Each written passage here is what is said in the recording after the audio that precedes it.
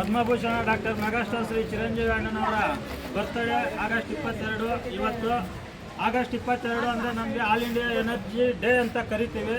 ಯಾಕಂದರೆ ಭಾರತ ದೇಶದಲ್ಲಿ ಸುಮಾರು ಒಂದು 10 ಕೋಟಿಗಿಂತ ಅಧಿಕವಾದಂಥ ಅಭಿಮಾನಿಗಳ ಬಳಗ ಚಿರಂಜೀವಿ ಅವರಿಗೆ ಇದೆ.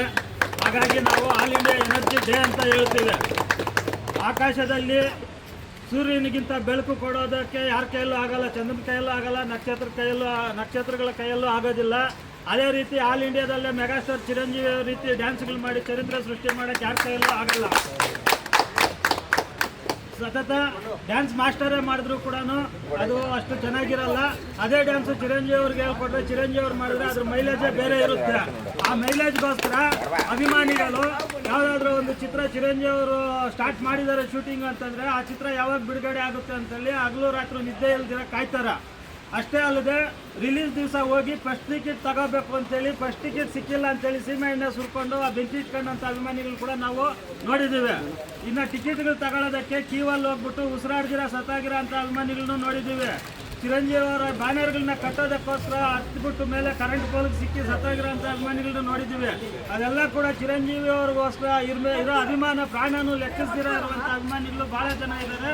ಹಾಗಾಗಿ ಇವತ್ತು August 22 all India energy day ಅಂಥೇಳಿ ನಾವೆಲ್ಲರೂ ಕೂಡ ಆಚರಣೆ ಮಾಡ್ತಾ ಇದ್ದೀವಿ. ಪ್ರಪಂಚ ವ್ಯಾಪ್ತಿಯಲ್ಲಿ ಆಚರಣೆ ಮಾಡ್ತಾ ಇದ್ದಾರೆ.